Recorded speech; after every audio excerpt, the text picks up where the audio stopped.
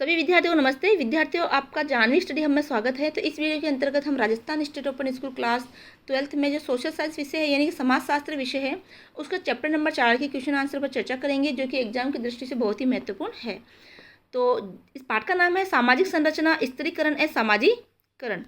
तो पहला प्रश्न है, संरचना से आप क्या समझते हैं? तो उत्तर है, प्रत्येक भौतिक वस्तु की एक संरचना होती है जो कई इकाइयों या तत्वों से मिलकर बनी होती है।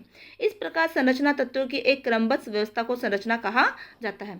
अगला, सामाजिक संरचना की परिभाषा दीजिए। तो उत्तर है, आर के मार्टन के अनुसार सामाजिक इकाइयों की क्रमबद्धता और उसकी पारस्परिक निर्भरता से उत्पन्न व्यवस्था को सामाजिक संरचना कहते हैं। कार्ल मैनहीम के अनुसार सामाजिक संरचना अंततः क्रियात्मक सामाजिक शक्तियों का एक जाल है जिससे अवलोकन एवं चिंतन की विभिन्न प्रणालियों का जन्म होता है। प्रश्न 3 है, सामाजिक संरचना के आवश्यक तत्व बताइए। तो उत्तर है, हैरी एम जॉनसन ने अपनी पुस्तक सोशियोलॉजी में सामाजिक संरचना की निम्नलिखित 4 तत्व बताए हैं। विभिन्न प्रकार के उपसमूह, परिवार, वंश, वर्ग आदि। देखो, उपसमूह परिवार में बनते हैं, जैसे कि एकल परिवार, संयुक्त परिवार। तो इससे मिलकर सामाजिक संरचना बनती है, यानी संरचना का मतलब होता है ढांचा। ठीक है। विभिन्न प्रकार की भूमिकाएं, जैसे पिता, माता, पुत्र, पुत्री, मित्र, शिक्षक, छात्र आदि भी सामाजिक संरचना का ही अंग है। अगला है, नियामक मानक कार्य करने के सकारात्मक और नकारात्मक मानदंड, यानी नियमों से जुड़े हुए हम कुछ कार्य उसके अंतर्गत करते हैं। सांस्कृतिक मूल्य, यानी जनरीतियाँ, परंपराएं, रूढ़ियाँ, रीति रिवाज, कानून आदि भी सामाजिक संरचना का ही अंग होते हैं, उसमें शामिल होते हैं। प्रश्न 4 है, दर्पण में आत्मदर्शन का सिद्धांत क्या है? कूले ने अपनी पुस्तक social organisation and human nature and the social order में ये विवरण दिया है कि व्यक्ति कैसे सामाजिक प्राणी बनता है। जब वह अन्य व्यक्तियों के संपर्क में आता है तो उसके अनुरूप ही उसकी कार्यशैली और आदतें बन जाती है। उनकी विचारधाराओं के निम्नलिखित 3 प्रमुख बिंदु है। पहला है, दूसरे व्यक्ति हमारे बारे में क्या दृष्टिकोण रखते हैं। उस दृष्टिकोण के आधार पर हम अपने बारे में क्या कल्पना करते हैं और उस कल्पना के आधार पर हम स्वयं को हीन या श्रेष्ठ समझते हैं। यह संपूर्ण पद्धति है आत्मा का विकास है। अन्य व्यक्तियों के हमारे संबंध में जो धारणाएं हैं वे हमारे लिए दर्पण की भांति कार्य करते हैं और स्वयं का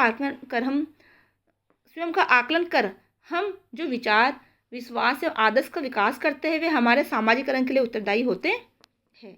सामाजिकरण को परिभाषित करते हुए उनकी विशेषताओं का उल्लेख कीजिए। तो सामाजिकरण जीवन पर चलने वाली सीखने की प्रक्रिया है जिसमें व्यक्ति सामाजिक मूल्यों, मानदंडों और समाज समस्त व्यवहार को सीखता है। उसकी विशेषताएं निम्नलिखित है। ये सीखने की प्रक्रिया। तो सामाजिक संरचना क्या है, सामाजिकरण क्या है? एक सीखने की प्रक्रिया। समाज में रहकर जो व्यक्ति है वो सीखता है। ये जीवन पर चलने वाली प्रक्रिया है। समाज में जीवन पर कुछ न कुछ नया बदलाव आता है और व्यक्ति उसको सीखता जाता है। ये संस्कृति को आत्मसात करने की प्रक्रिया है। ये आत्म या स्व को विकसित करने की प्रक्रिया है। ये व्यक्ति की कार्यात्मक क्षमता में वृद्धि करती है। ये व्यक्ति को समाज के अनुरूप व्यवहार करना सिखाती है आदि। ये सामाजिक संरचना के अंतर्गत शामिल होती है। अगला है, सामाजिकरण के विभिन्न चरणों का वर्णन कीजिए कि सामाजिकरण के विभिन्न चरण कौन कौन से हैं। तो उत्तर है, ग्लीनी ने सामाजिकरण की प्रक्रिया के निम्नलिखित 3 स्तर बताए हैं। पहला है बालक का सामाजिकरण, युवा का सामाजिकरण और प्रौढ़ का सामाजिकरण। तो ये सामाजिकरण में देखो बालक शामिल होता है, बालक का सामाजिकरण होता है, युवा व्यक्ति का सामाजिकरण होता है और प्रौढ़ का सामाजिकरण होता है। बाल मनोवैज्ञानिक जय पैजे ने निम्नलिखित 6 अवस्थाएं बताई हैं। प्रथम अवस्था, माँ का दूधपान करते हुए बालक में सनसनी का बोध होता है। द्वितीय अवस्था, बालक किसी एक बिंदु से वस्तु को देखता है किंतु आंखें से ओझल होने पर वह उसे ढूंढता नहीं है। तृतीय अवस्था, बालक को जो कुछ दिखता है उसे पकड़ने का प्रयास करता है। यह अवस्था 3 से 6 मास के बीच की है। चतुर्थ अवस्था में क्या होता है कि बच्चा उस पदार्थ की खोज करता है जो उसके सामने से अदृश्य कर दी जाती है। यह अवस्था 9 से 10 माह के बीच की है। पंचम अवस्था, बालक स्थान परिवर्तन के क्रम को समझने की कोशिश करता है। यह अवस्था 12 से 18 माह के बीच की है। षष्ठम अवस्था, बालक पदार्थ का चित्रण करता है और उसकी अनुपस्थिति में भी उसके विषय में कल्पना कर लेता है। यह अवस्था 15 से 19 माह के बीच की है।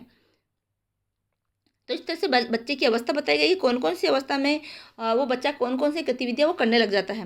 प्रश्न संख्या 7 है, सामाजिकरण के फ्रायड के सिद्धांत को समझाइए। देखो, फ्रायड ने सामाजिकरण की प्रक्रिया को ईड, अहम और परा अहम के आधार पर समझाया। देखो, इसको बोलते हैं ईगो, अहम और परा अहम, है ना। तो इसके आधार पर उन्होंने बताया है कि उनके अनुसार व्यक्ति मन की 3 विलक्षण शक्तियों से प्रेरित होकर सामाजिक व्यवहार करता है। उसी से उसका सामाजिकरण होता है। ये निम्नलिखित है। ईड, ये मन का वह भाग है जिसमें अंतर इच्छाएं हैं। ये इच्छाएं उचित अनुचित, अच्छे बुरे में भेद नहीं करती। उनका एकमात्र उद्देश्य कैसा भी इच्छाओं की पूर्ति करना है। अहम या ईगो यह मन की चेतना में विवेकमय स्थिति है। यह वह तर्क, बुद्धि और विचारधारा द्वारा मानव व्यवहार को समाज के अनुरूप कार्य करने के लिए प्रेरित करती है। देखो इसमें तो क्या होगा, जो मन चाहेगा वो व्यक्ति करने की इच्छा करेगा, वो उचित अनुचित नहीं देखेगा। और ईगो में क्या होगा, अहम में ये होगा कि वह मन की चेतना, वह विवेकमय स्थिति है जहाँ तर्क और बुद्धि से व्यक्ति काम लेता है और सोचता है कि क्या अच्छा और क्या बुरा है। परा अहम ये सुपर ईगो ये नैतिक मूल्य, आदर्शों एवं नियमों द्वारा हमारे सामाजिक व्यवहारों की आलोचना करके ये बताता है कि कौन सा व्यवहार उचित है और कौन सा अनुचित। व्यक्ति जैसे संस्कृति, धर्म, सभ्यता से प्रभावित होता है उसी के अनुरूप उसका नैतिक मन बन जाता है। सामाजिकरण की प्रमुख संस्थाओं का उल्लेख कीजिए। सामाजिकरण की प्रमुख संस्थाएं अभिकरण निम्नलिखित हैं। प्राथमिक संस्थाएं, देखो सामाजिकरण की जो हमने संस्थाओं के बारे में पढ़ा था कि पहला है प्राथमिक संस्था है। प्राथमिक संस्था के अंतर्गत परिवार, नातेदारी, पड़ोस आदि शामिल होते हैं। तो परिवार ये व्यक्ति के सामाजिकरण का आधारशिला है, यानी कि बच्चे का जन्म परिवार में होता है। परिवार से वो कई तरह की संस्कृति, अपने नियम है, समाज में रहने लायक कुछ परिस्थितियाँ वो सीखता है। नातेदारी समूह व्यक्ति के अपने रक्त संबंधों के बीच रहकर जीवन की विभिन्न परिस्थितियों से समायोजन करना सिखाता है। पड़ोसी, आस पड़ोस का व्यक्ति के सामाजिकरण पर गहरा प्रभाव पड़ता है, यानी आस पड़ोस के जो व्यक्ति होते हैं उसका भी व्यक्ति के सामाजिकरण पर गहरा प्रभाव पड़ता है।